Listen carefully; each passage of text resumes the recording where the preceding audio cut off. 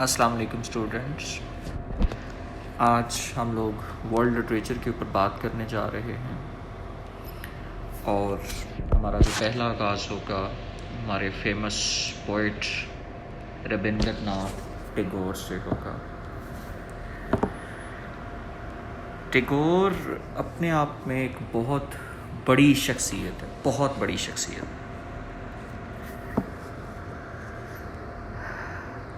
یہ شخص شاید اس طرح کے لوگ اگر دیکھا جائے تو صدیوں میں پیدا ہوتے ہیں۔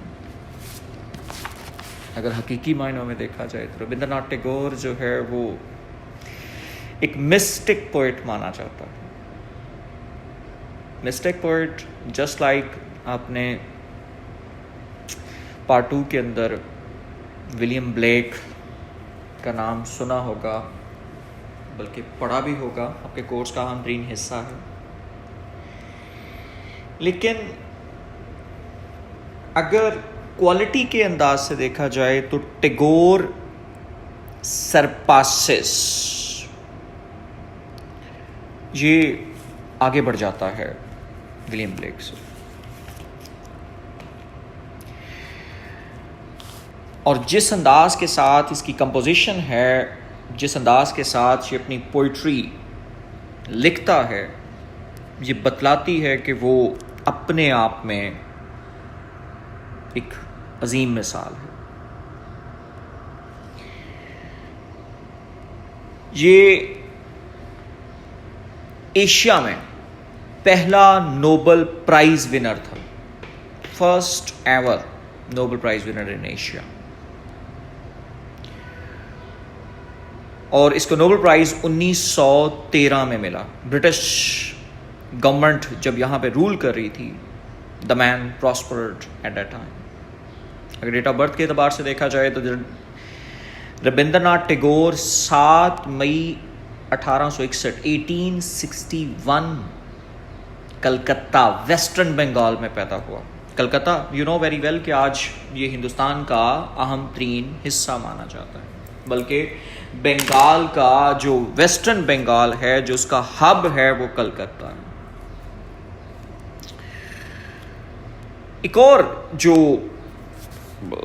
اہم ترین بات ہے کہ آج جو ہندوستان کا نیشنل اینتھم ہے،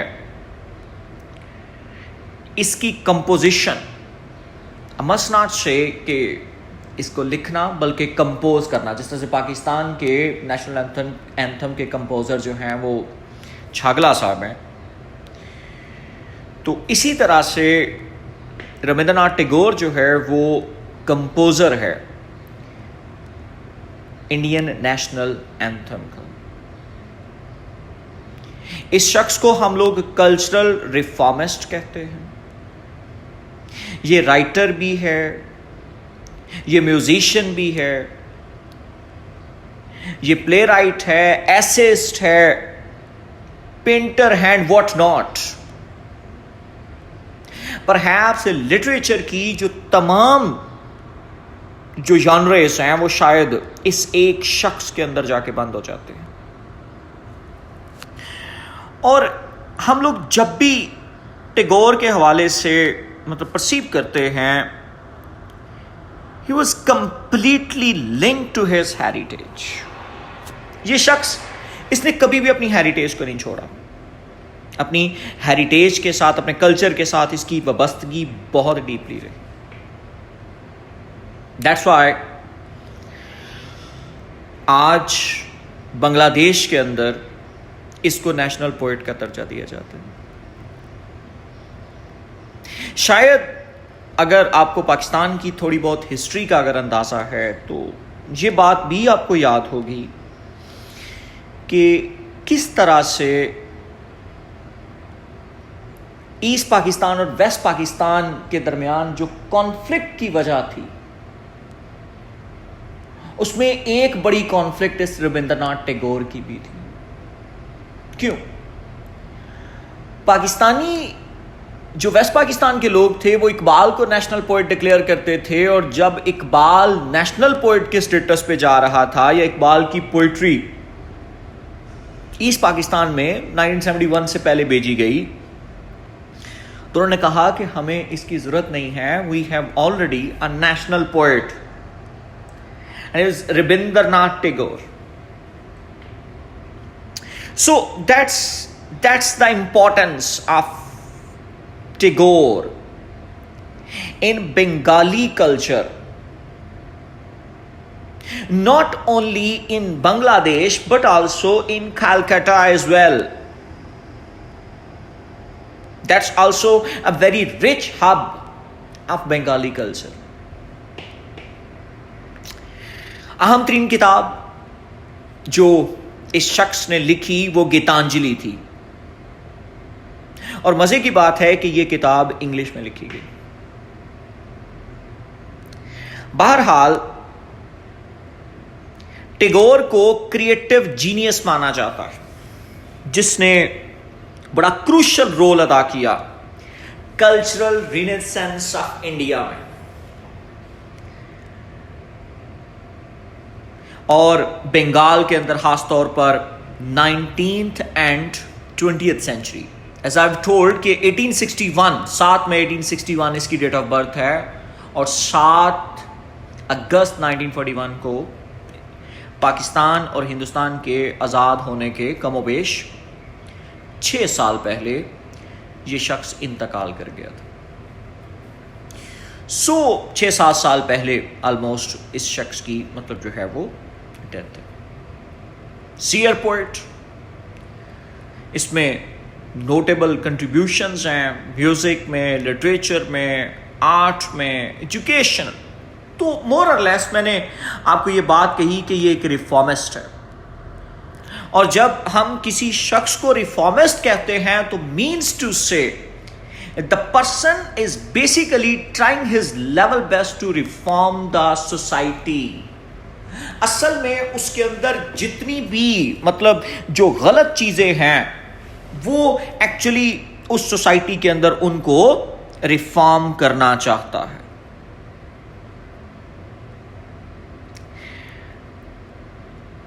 لیکچر کے شروع میں میں نے آپ کو بتا دیا تھا کہ that is he is a mystic, صوفی. اور مسٹک پوئٹ اس کے حوالے سے جو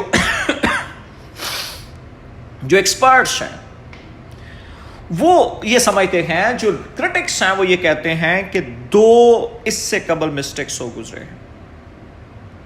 ایک خلیل جبران اور دوسرا فریڈرک نیٹشے. نیٹشے کا تعلق جو ہے وہ جرمنی سے تھا اور بہت بڑا ایگزسٹینشلسٹ ہے، لیکن purely mystic line of direction. تو ان 3 پرسنز کے ساتھ اگر حقیقی معنوں میں مسٹسزم کو دیکھا جائے، مسٹک پوئٹ کو دیکھا جائے تو وہ ختم ہو جاتی. یعنی ٹیگور کو دیکھ لیں، نیٹشے کو دیکھ لیں، خلیل جبران کو دیکھ لیں، یہ کیٹیگری ایک ہی جگہ پہ جا کے ختم ہو جائے گی. یہ ایک پائے کے لوگ ہیں. انسان کی تاریخ میں یہ بہت ایکسٹرا آرڈنری بات ہے. بہت زیادہ اہم پوئٹس ہوئے ہیں، مسٹکس ہوئے ہیں، اس میں کوئی شک نہیں ہے. بڑے بڑے نام ہیں، لائک جان کیٹس بہت بڑا نام ہے، ایس ٹی کالریج، لیکن پوئٹ ہیں دونوں، مسٹکس نہیں. اسی طرح سے مسٹسزم کی اگر آپ بات کی جائے تو مسٹسزم میں بڑے نام موجود ہیں آپ کے پاس کہ جو واقعی میں صوفیانہ، مطلب اگر سب کانٹیننٹ میں دیکھا جائے تو شاید آپ یہ کہیں کہ بابا بلے شاہ، خواجہ غلام فرید، سلطان باہو جیسے لوگ مطلب جو صوفی بھی تھے اور پوئٹ بھی تھے. لیکن جو گریٹسٹ مطلب صوفی اور پوئٹ جو سنتھسس ہے وہ صرف ان 3 بندوں کے اوپر جا کے ختم ہو جاتا ہے. یا تو کہا جاتا ہے یا تو کوئی بہت بڑا صوفی ہے یا بہت بڑا پوئٹ ہے، لیکن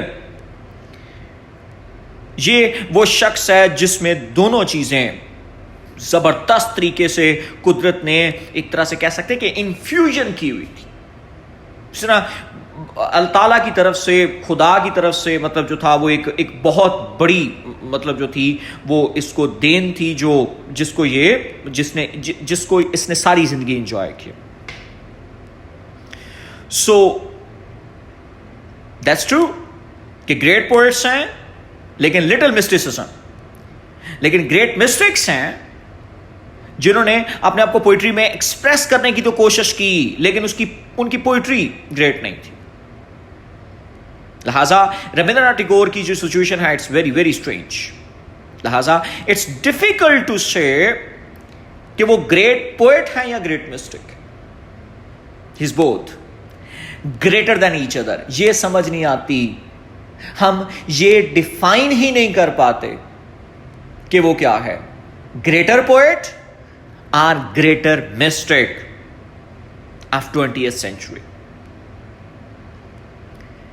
ربندر ناتھ ٹیگور کو ہم لوگ جب بھی ایکسپلور کرنے کی کوشش کرتے ہیں، he is also to be considered as a contemporary man. لیکن حیرانگی کی بات ہے کہ وہ اینشینٹ بھی ہے. یعنی اس کے اندر دونوں طرح کی ٹریٹس ہم کو نظر آئیں گی.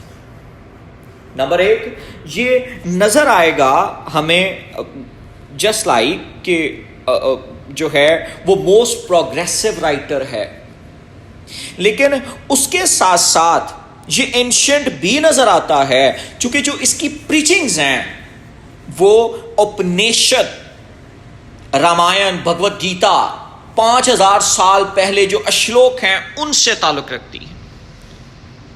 سو ایسی سچویشن میں ہم اس کو modern mind with ancient soul جو ہے وہ کہتے ہیں. یعنی کہ the ancient most sage of the world. اور پرٹیکولرلی گیتانجلی جو ہے اس نے انسان کی کنٹریبیوشن میں، ہیومن ایولیوشن میں، ہیومن کانشیسنیس میں ایک بہت بڑی کنٹریبیوشن مطلب جو ہے وہ دی ہے. یہ ریئرسٹ بک ہے جو دنیا میں اپیئر ہوئی، اور اس کی ریئرٹی جو ہے وہ نو ڈاؤٹ میں نے جیسے پہلے بات کر چکا ہوں کہ 5000 سال پہلے جس طرح سے اپنیشد بنیادی طور پر میں نے آپ کو بتایا کہ جو اشلوک ہیں، جو ہولی ٹیکسٹ ہے، جو بنیادی طور پر ہندوستان کے لوگ جو ہیں وہ جس کو مطلب ہولی ٹیکسٹ کنسیڈر، جیسے ہمارے ہاں قرآن اور احادیث جو ہیں وہ ہولی ٹیکسٹ ہیں، اسی طرح سے ان کا ہولی ٹیکسٹ موجود ہے.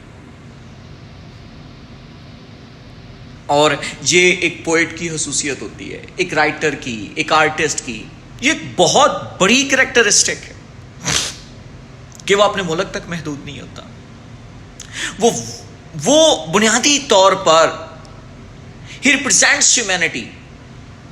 اور میں نے یہ بات پہلے بھی مطلب جب لاسٹ ایئر آپ لوگوں کو پروز پڑھایا تھا تو اس میں بھی میں نے یہ بات کی تھی کہ اگر ایک پوئٹ ودن باؤنڈریز چلا جائے گا، باؤنڈریز کے اندر کنفائن ہو جائے گا، اپنے لوگوں کے لیے لکھے گا تو وہ پراپوگنڈائسٹ تو بن سکتا ہے، وہ ایک ریفارمسٹ نہیں ہو سکتا. ریفارمسٹ ہونے کے لیے سب سے زیادہ ضروری ہے کہ آپ کیا کریں کہ آپ حقیقی معنوں میں انسانیت کو ریپرزینٹ کرنے والے. And this is the most befitting claim about Rabindranath Tagore, that who was actually a world traveler, who received his education in the West, and he continuously traveled in different countries. And it's rightly to claim that he was a wanderer, and he wanted to be called a wanderer. He wanted to be loved, to be a wanderer. So یہ جو بات ہے جو ربندر ناتھ ٹیگور کے حوالے سے ہے، یہ حقیقی معنوں میں جو ہے وہ بالکل درست نظر آتی ہے.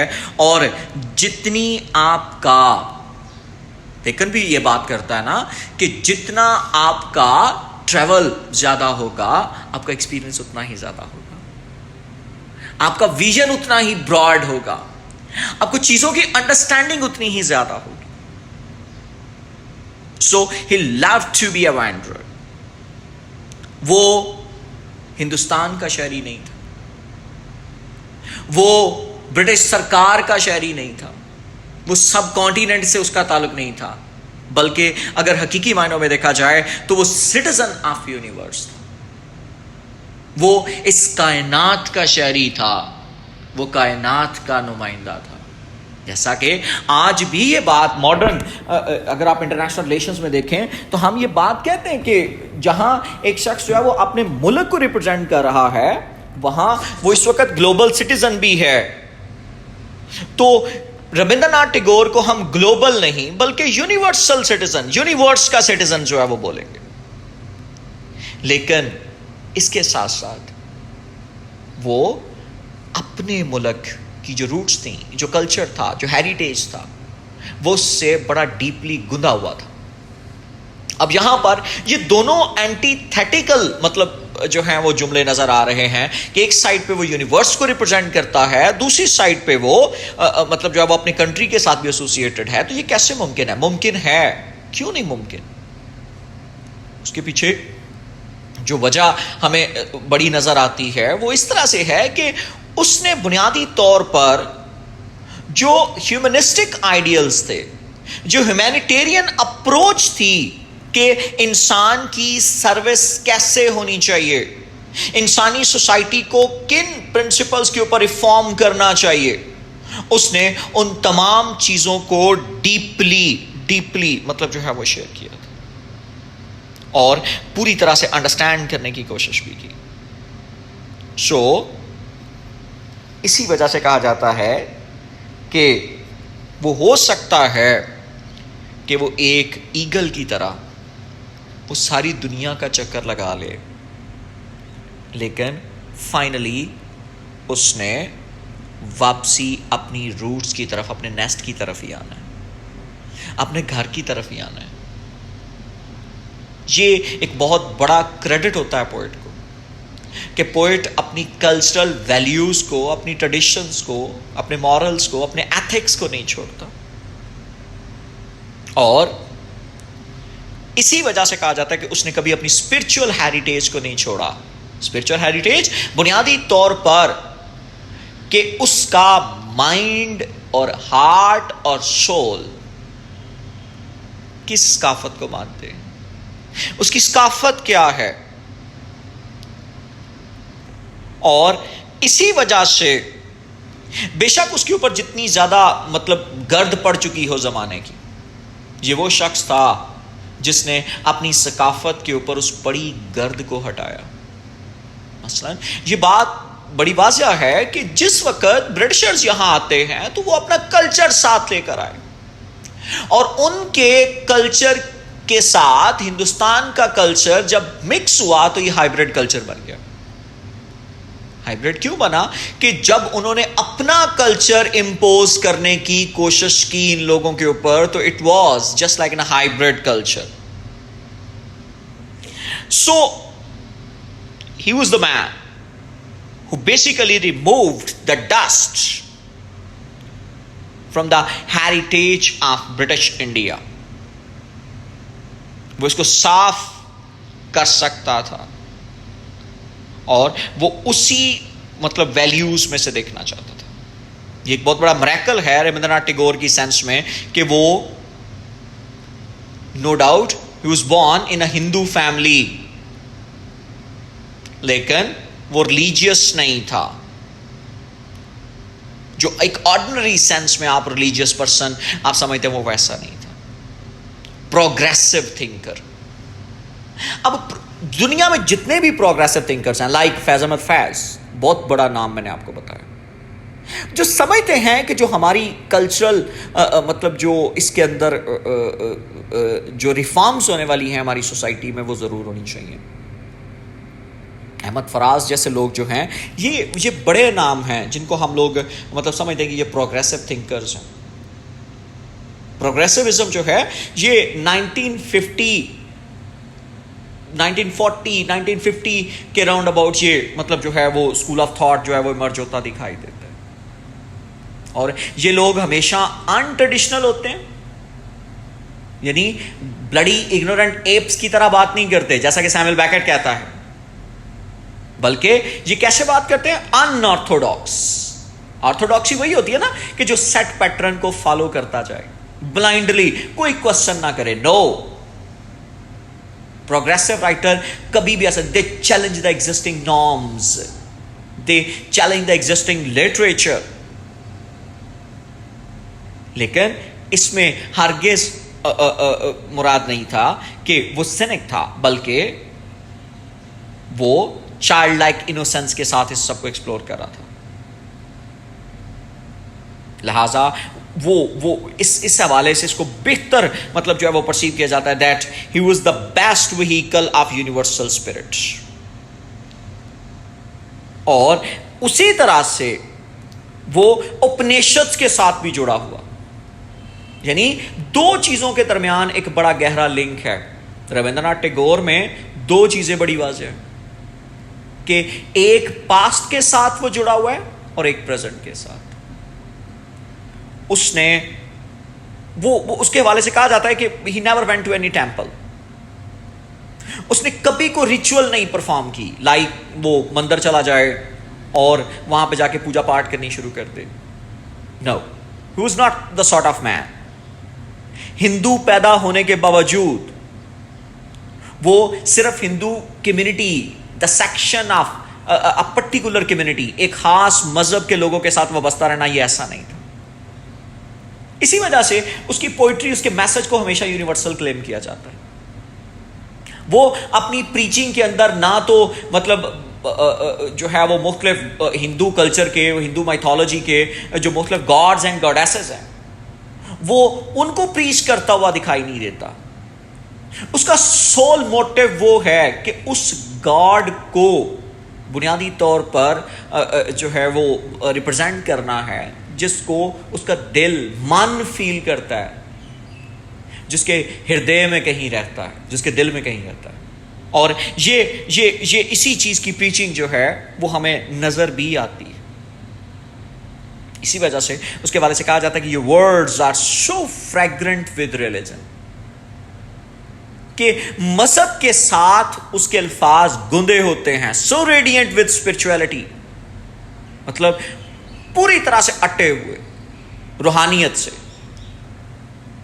And so alive with the unknown that even those who do not believe in anything more than matter become affected, are touched, but you never go to the temple.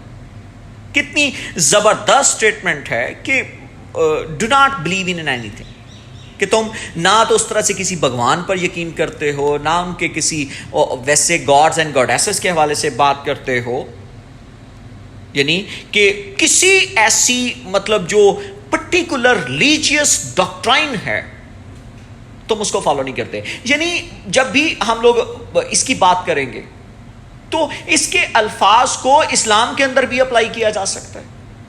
सारी सी बात है, हमारे यहां भी तो खुदा का तस्वर है. इसको क्रिश्चियनिटी में भी अप्लाई किया जा सकता है, इसको जुडाइज्म में भी अप्लाई किया जा सकता है. तो फिर यह बात बड़ी वाज़ेह है कि टैगोर एक सोसाइटी से नहीं है, टैगोर एक रिलीजन से नहीं है, rather he is representing whole of humanity.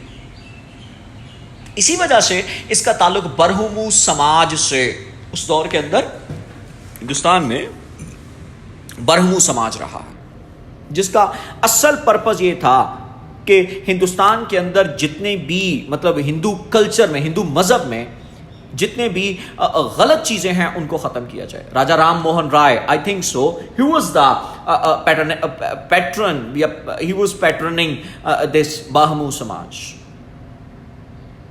और यही बात है कि जब हम लोग मतलब रविंद्रनाथ टैगोर के वाले से कहते हैं but you never go to the temple, ऐसा शख्स जो कभी मंदिर नहीं गया, जिसने कभी स्क्रिप्चर्स नहीं पढ़े, लेकिन इतना डीपली जो है वो रिप्रेजेंट करता है, तो असल में टैगोर की आवाज किसी खास मजहब की आवाज नहीं है, बल्कि ये आवाज इंसानियत की है, इंसान के साथ वो जुड़ा हुआ. और जब उसको ये क्लेम किया जाता तो वो क्या कहता आगे से, I never read the scriptures, in fact I avoid them. आप जब स्क्रिप्चर पढ़ते हो, आप कुरान पढ़ते हैं, आप बाइबल पढ़ते हैं, आप जो है वो रामायण पढ़ते हैं, तो मतलब साफ हुआ क्या बायस्ड है. क्यों बायस्ड है भाई? आप अपनी बात को मतलब जो है वो फोकस करोगे. آپ یہ سوچ ہی نہیں سکتے ہیں کہ دوسرے اینگل پر بھی تو کچھ کہا جا رہا ہے. تو وہ کہتے ہیں I avoid them because I have my own experience of divine. یعنی میرے اندر خدا بستا ہے. وہ جو بات ہے نا کہ the divine light exists within me, that's absolutely perfect on Rabindranath Tagore. And I don't want others. What others? I don't want others' perspective of religion. مجھے scriptures نہیں چاہیے. That's why I don't want others' words to be mixed with my original. کیونکہ جب آپ باہر کا propaganda اپنے mind میں لے کر آؤ گے